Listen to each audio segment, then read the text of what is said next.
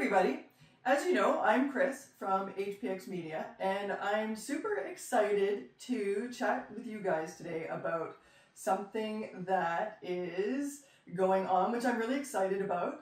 I have sold HPX Media, which is really exciting and probably comes as a shock to some of you guys.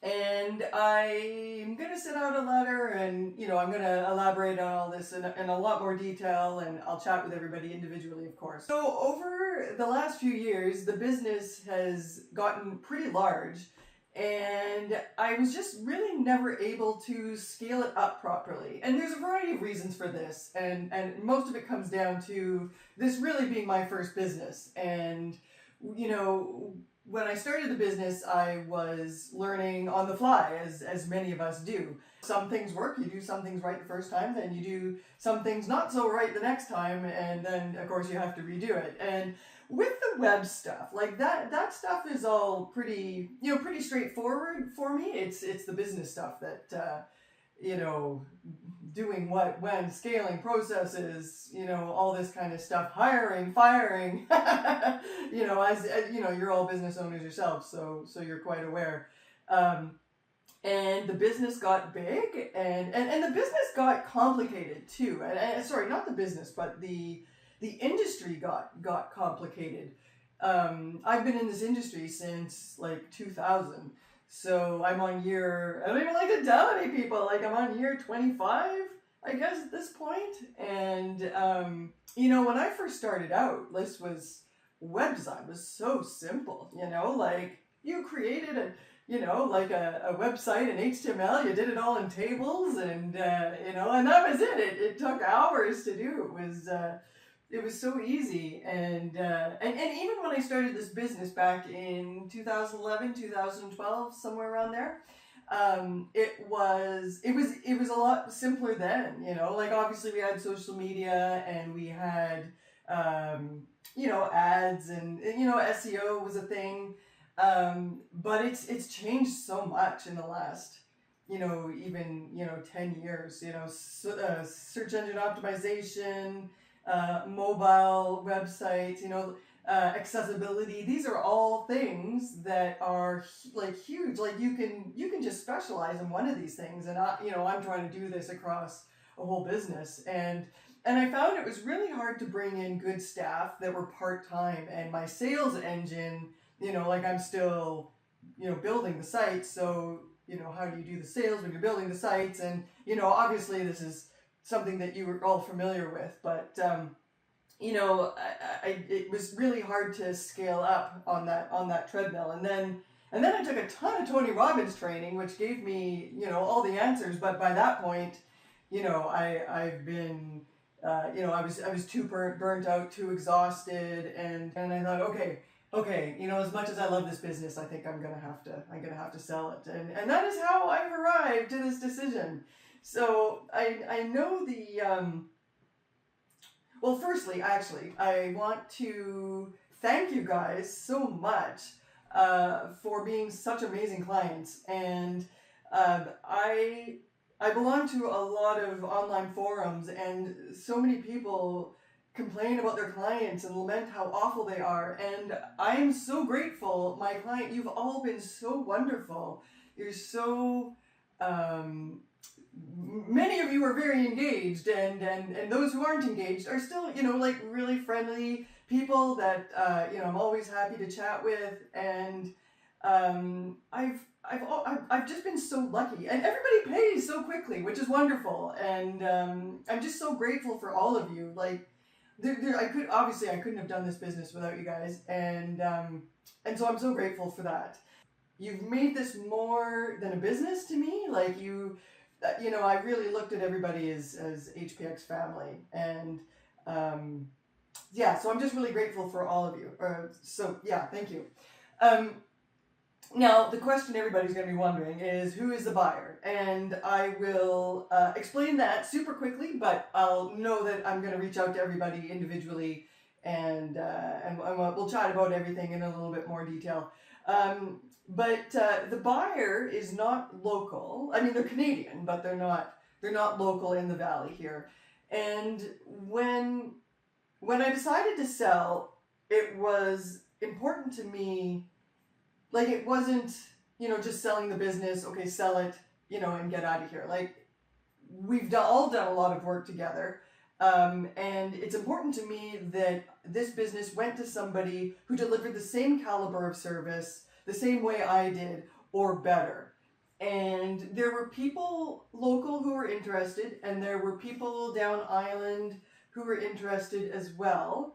And I also too, a lot of you guys came from some of these businesses as well, and I knew that you would not thank me for sending you back to somebody that you'd left, and I wouldn't want to put anybody in that kind of a situation. So this actually worked out really well. The company that I sold the business to is called Modern Earth, and they are a company out of Winnipeg, and I have history with this company actually. Not Modern Earth itself, but the owners. The owner is a brother duo, Scott and Brent Totterash, and I worked with these lovely eclectic gentlemen back in 2009, 2008 when I lived in Winnipeg. It was one of the last jobs I had before I moved out here, and wow, what great times I had working there. But what I really loved about Brent and Scott, they are very intentional in how they do things, and they're very thoughtful. They put a lot of thought into the decisions that they make, the systems that they create. There's a lot of developers who you can just reach out and say, "Hey, I want you to do this," and and it's not a good idea to do that because it might destroy your SEO, or it might do this, or it might do that, or make the site load. Sometimes clients ask for things that aren't always the best idea. But and I had one client who has since sold her business, but she was always grateful for my oversight because she would email me with what she would call these harebrained ideas, and I could see where she was coming, and I knew what she was trying to do, and so I would I'd email her back and I'd say, okay, well, this is great, but I propose we do it this way.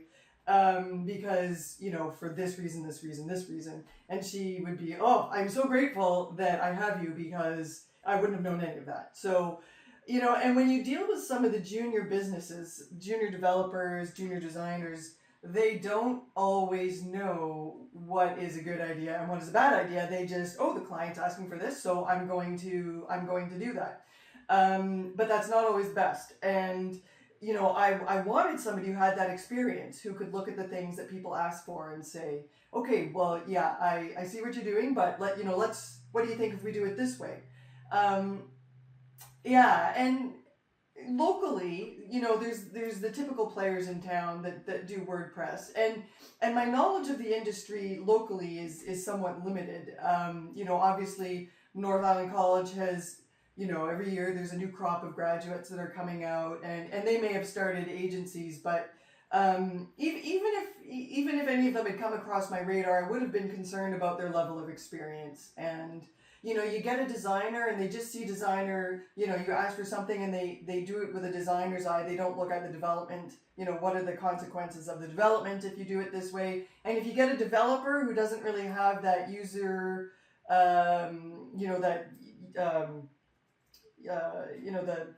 what is the word? Like the marketing aspect. How's this going to impact the users? They can just do things that look awful, but it's what you asked for, right? But the users are going to look at it and think, oh, this is awful. So, or a designer would look at it and say, oh, that's awful. So that's another reason that I went with Scott and Brent for this. So. They have more WordPress experience than I do. They've got a larger team there as well. They've got a specific SEO person, and their designer, I believe, is in BC somewhere actually. But they've got a bigger team than I do. And at this point in the business, the team is me and the lovely Wakas, who I should have up on a screen here.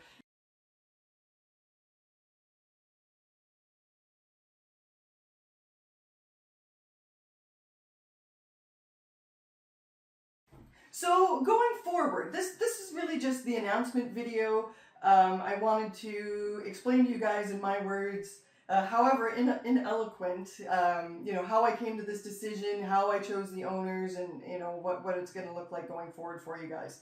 And the reality is, for you guys, nothing is really going to change. The change is going to be seamless. From your end, nothing should go down, nothing should be interrupted. So for most of you, really nothing's gonna change. But I'm gonna reach out anyway. For this week and next week, I am setting up appointments with clients to meet Scott. We'll do a Zoom meeting or a Google Meet meeting, whichever. I'll be on the meeting, Scott will be on the meeting. We can do some introductions, and you can meet Scott. He's a great guy, and I think that you'll all get along with him really well. I didn't want this change of hands to inconvenience anybody in any way. And essentially, Scott is going to pick up where I left off, and he'll chat with you about what, who do you reach out to? What are the email addresses? So, we'll have all these conversations with you. And one of the first things that I've instructed Scott to do, so when you get an email from him, don't be shocked. With the exception of a few sites who have been launched recently, one of the first things I told Scott was you need to look at all of these sites and look at them from an eye of 2025. And does the site have what it needs to be, in 2025? So for some of you don't have privacy policies yet or cookie widgets. You guys are going to need those. He's going to go through those sites. What are you guys missing? Just to make sure that you're all caught up. And I've been so exhausted over the last, couple of years that I just haven't been able to do this, and it's super bothered me.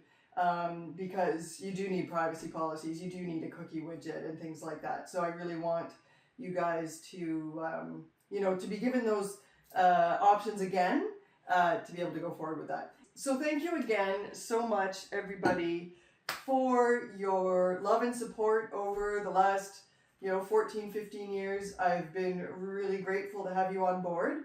And this is probably not the last you'll see of me. As many of you know, we're still friends, and we'll be going out for a beer or a tea or, whatever it is that we like to do. And I look forward to seeing you in that capacity. So thank you again so much, and I will talk to you all soon.